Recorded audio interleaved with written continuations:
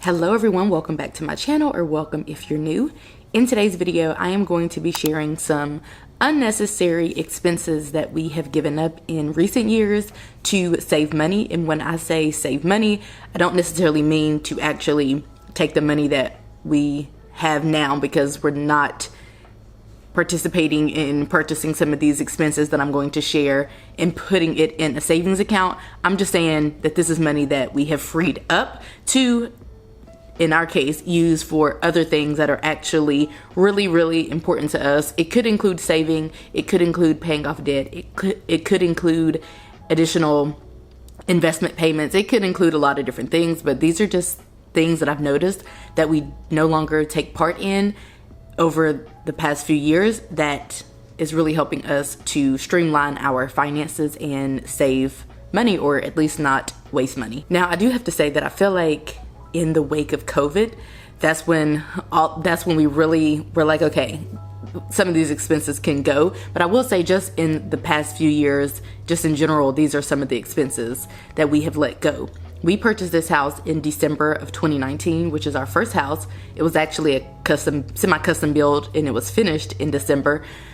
So we moved in right before COVID, and not only were we preparing in coming from apartment living to house living to scale back on some of our finances and try to figure out ways that we can save money, just because we were going to have this house to maintain and all the things that came with it, pest control. And so our philosophy is always to just kind of look at our finances and see what we can get rid of or not use, some things that we're maybe not using in that season or haven't used in the past few months, and just, eliminate it from our budget. And so, like I said, I feel like a lot of these were going to take place naturally, or were taking place naturally, but especially in the wake of COVID, these are definitely all expenses that we no longer have anymore. So do with that information what you will. I just wanted to share that it was kind of a combination of upgrading the way that we lived to, that was going to cost, I think living here costs us like an extra $2,000 or something like that per month,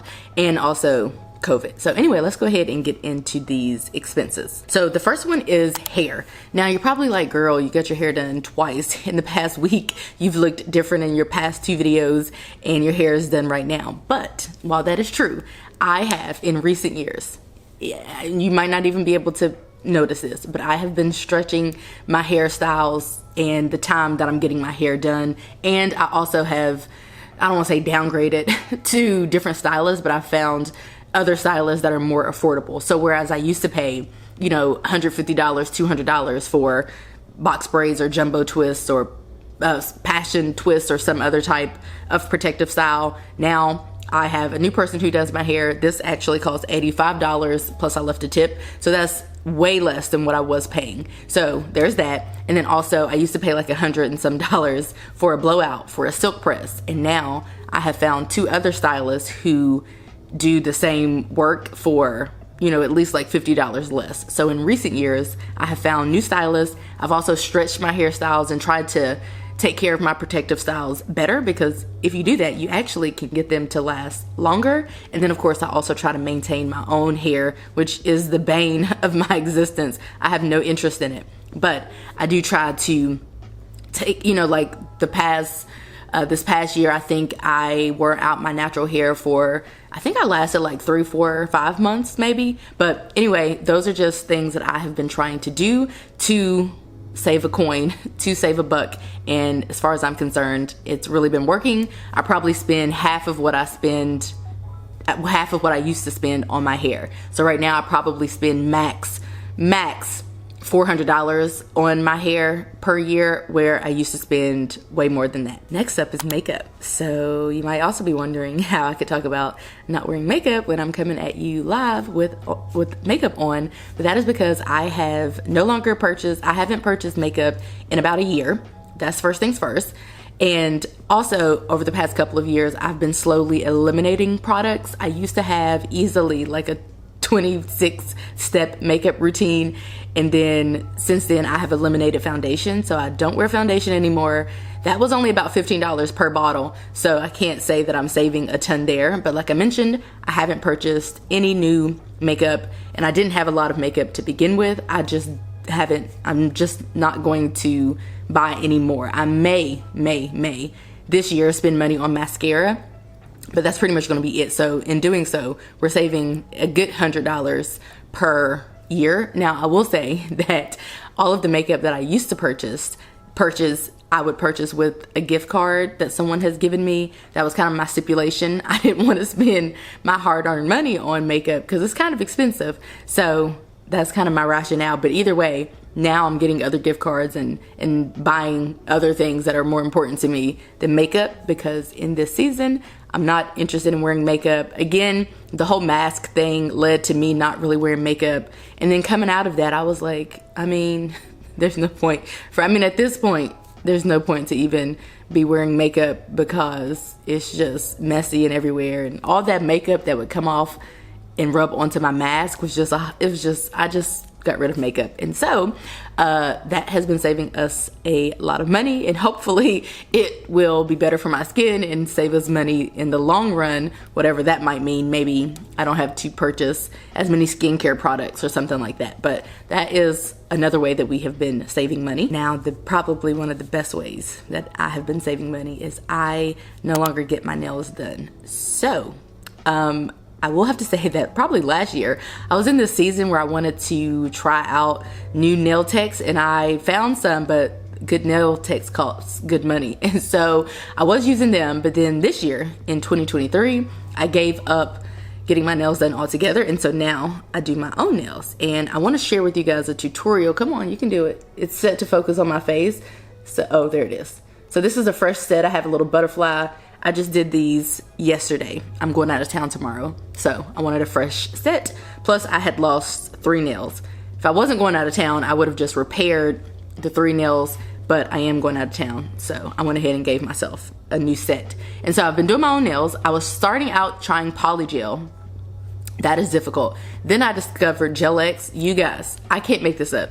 I need you to know that there aren't many things that I care to do for myself, especially including like my hair and my nails and all the things, but doing my nails is so easy. And these last weeks, so it's the money that I've spent on all the nail supplies that I have, which I have a decent amount, is equivalent to probably 2 visits to the nail salon or a month's worth of visiting a nail salon. I would easily pay 60 plus for a fill-in, depending on what design I had or whatever. So I just want to say, you need to get into Gel X.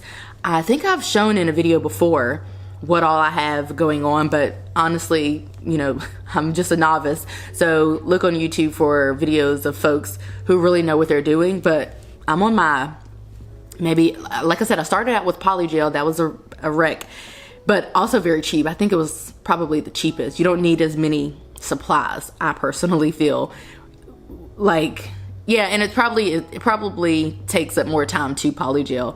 But anyway, Gel X is a breeze. I think it's better.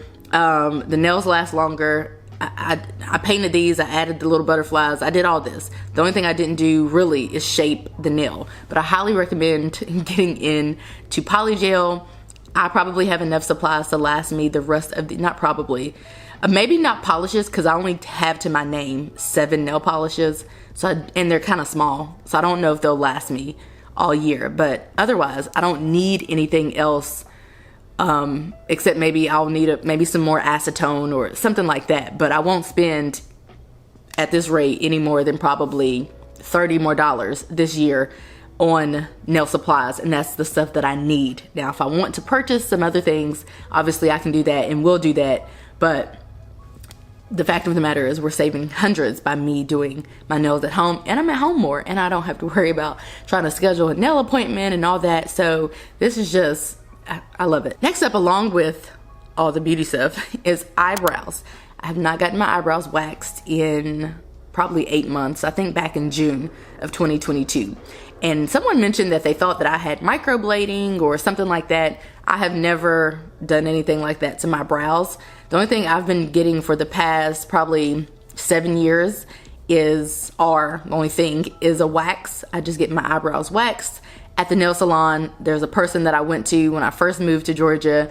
She did an amazing job, and so I've continued to go back. But the issue is, I feel like I was going too frequently. I probably only went maybe once a month, perhaps, but I think that's too frequent. And so I don't really plan to be back, if I'm being honest. Now, that was only probably, if I paid, let's say $10, $12 per month, that was probably, you know, a good maybe $150 per year that I was paying for eyebrows. But in the past year, I've probably paid $10, and I don't plan to go back.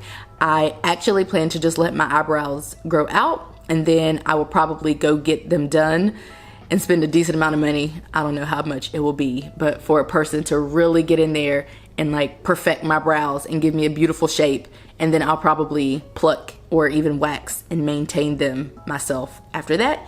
Or I may do it myself. So I may never step foot into a nail salon ever again at this rate. So saving money on not getting my eyebrows done, because in the grand scheme of things, I mean, there's nothing a little concealer or tweezers or a little wax kit at Walmart can't fix. And my eyebrows don't have to be perfect, even though I used to once think that they did.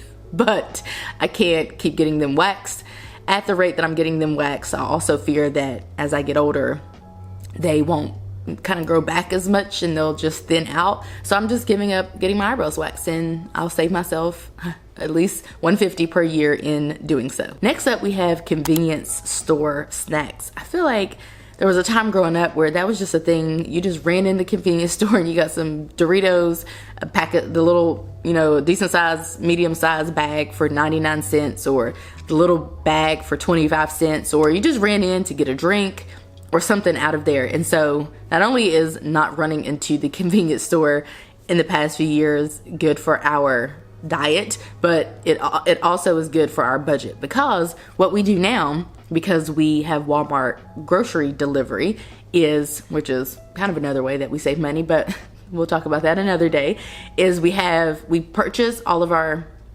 food for the week, including snacks.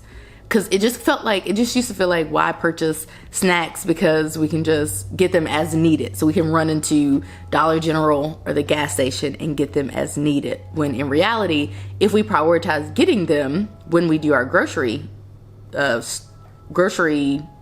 delivery, then we can get them at a cheaper rate, because you can get a family size Doritos for like $3.50. But if I were to run in and out, or we were to be running in and out of different stores trying to get snacks and drinks and stuff, or whatever, fruit, whatever the convenience store has, then we just get a better bang for our buck by purchasing in bulk. It's not really bulk, but it's just prioritizing that. So if we do want a snack, we don't have to run out and get it and pay and make it, and it'd be overpriced. I think about at work, we both take a 20-ounce bottle of either Sprite Zero or Coke Zero to lunch, and to buy a Coke Zero at work is like $1.25, $1.50, which is much cheaper than the convenience store, I'm sure, but I pay like $3 and some change for 6 bottles. So it really makes sense to purchase those up front.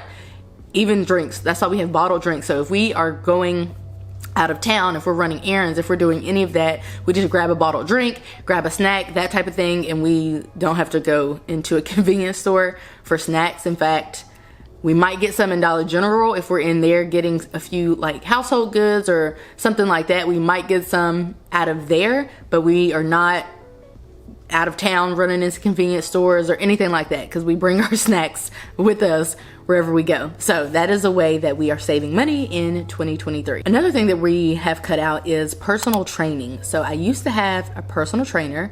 I would go like twice per week. I would pay $35 per session. And if you do the math, that's a lot of money. I did not have this trainer, I guess, super duper long in the grand scheme of things. But now we have a gym membership, and at this gym, they have so many workout classes, and there's one that we do that's called Body Pump. And if I'm being honest, that is the equivalent of what I was doing with my personal trainer, because that's just how it's like a strength training class, and then there's ab work and all of that kind of stuff. And so it makes sense to pay the monthly fee of $59 for us both to go to the gym and access everything that they have to offer, than just me going and paying for this personal trainer. So that's a new change that we've made.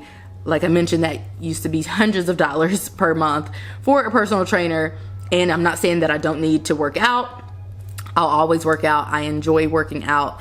I'll always feel like I need to work out to maybe extend my lifespan by a few years, but I definitely don't need to pay that for that personal trainer whenever I essentially get the same type of service by going to these workout classes, and then my husband can come too. There are other people, plus there are other types of classes. That's just one that I mentioned. There's CrossFit and a bunch of others that are pretty similar in nature to what I was receiving from my personal trainer. Another way that we are saving money is by scaling back on the dog treats and the dog toys and just all the things related to a dog. We did rescue a puppy during COVID, and so now, and I feel like as we were getting acclimated to her, we were buying her toys and treats and all the things, and then it really kind of just dawned on us that she doesn't need as many treats as, I feel like she had more too because she was training. We were training with her at home and professionally, but I feel like she had a bunch of treats and stuff because of that, but now she has far less treats. I even actually just kind of make some of her food too, especially some of her treats. I don't really make all the food, but some of her treats are handmade, or handmade treats that I make for her, my husband makes for her. So we're not really out here buying a bunch of dog treats or toys, because what we've learned is that she needs to be stimulated, yes, but she doesn't have to get 5 new toys per month. So she's not getting 5 new toys per month, or I just feel like when I would go in the store, I would just bring her back a treat, bring her back a toy, and this can cost, like $5-10. And so we're no longer doing that, and therefore saving money in that way. The next way that we are saving money is by not buying coffee or juices. Now the juices thing is a little interesting, but I'm just saying we used to spend like $3, $4, $5, maybe even more per week on juices, and now we are not purchasing juices. They could be like the sugar-free kind or whatever, but I would feel like we used to buy like a couple bottles and that would be a good $10. So we are no longer doing that. So we're saving money in that way. And then of course, coffee. Now I'm not a super huge coffee girl. Of course, my husband doesn't drink coffee, but I do feel like there was a time a few years ago where you could find me at Starbucks purchasing caramel ribbon crunches, and which I would love one right now. I haven't had one in probably years, but they were so good, and you could find me there probably every few days if I'm being honest, or McDonald's sweet tea or something like that. So I don't know that, I think I purchased maybe 2 cups of coffee in the past year or the past couple of years. Like I'm averaging a few cups of coffee purchased per year in the past several years. So I'm no longer at Starbucks giving them money for caramel ribbon crunches or buying coffee anywhere else. I either drink free coffee elsewhere, like at work or somewhere, or I make my own coffee here at home, which is new.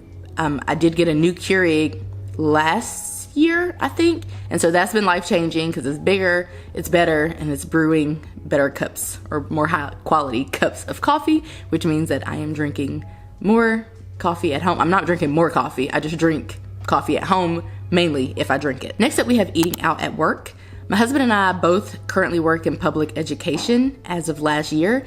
And I feel like definitely before he started working in public education, which he can't leave all day because he's a teacher, and before I started working in public education, we would each maybe potentially go out to eat a couple times for lunch at work. Now, as of last year, neither of us do that. I may go out once a month with my coworker. There may be a time I forget my lunch and I have to go get it. But if there are 20 working days in a month, my husband's eating at work, packing his lunch all 20 days, not eating out at all or getting food delivered at all. And I am probably eating out maybe twice of the 20 days. So drastically have changed the trajectory of our finances because we're not spending $50, $100 or whatever every 2 weeks or every month, however much, on fast food. And then finally we have traveling, which this isn't one that I'm happy about necessarily, but I've learned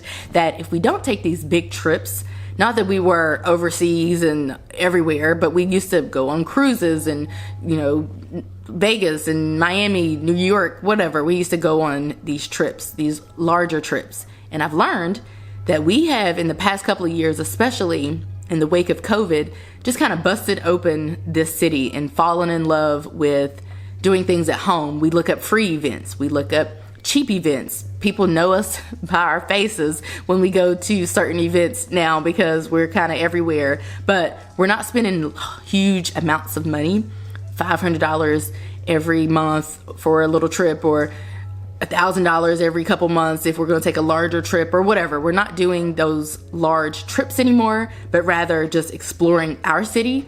And we are spending money doing that at times, but it's far cheaper than to just it's far cheaper to stay in our city or to go to nearby cities, do staycations and that type of thing, than be traveling all over the world. And honestly, in the grand scheme of things, it's much more fun to spend the weekends here learning about new areas, meeting new people, expanding our social circle and all of that, than to be traveling all over the world or all over the United States with no real cause. Not to say that traveling and exploring new cities and countries and stuff is causeless, but what I'm saying is, here at least we can invite our friends.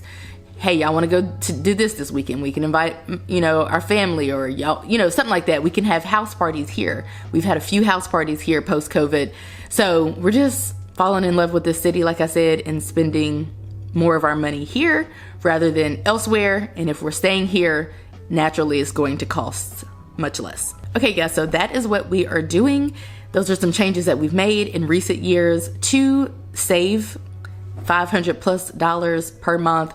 Probably, I'm sure it's more than 500. I probably should have calculated the year's amount, which I'm sure is thousands of dollars. So these are small changes, some of them, and like I mentioned, it doesn't mean that we are now stashing this money in a savings account or something. It could just mean that we're spending the money doing other things. Like I mentioned, instead of traveling all over the place, we can be at home now and explore our city, which is going to be cheaper, and we can have house parties and stuff and host family and friends, which is going to be cheaper. Of course, it wouldn't be, we would have to really be in the streets and really everywhere to have a month's worth of exploring here to be the equivalent of, I don't know, a trip to Las Vegas or something like that. So we're just kind of putting our funds where our happiness lies, where joy lies, and just making changes to add up to where we are now and who we are now and what our interests and likes are now. So anyway, that is going to be it for this video. I hope that you guys liked it. If you did, give it a like, subscribe if you're new, and if you're liking what you're seeing, please be sure to comment anything that you have done in recent years to save money or to pivot the way that you're saving money. And I will catch you guys right back here in a few days in a brand new video. Bye, guys.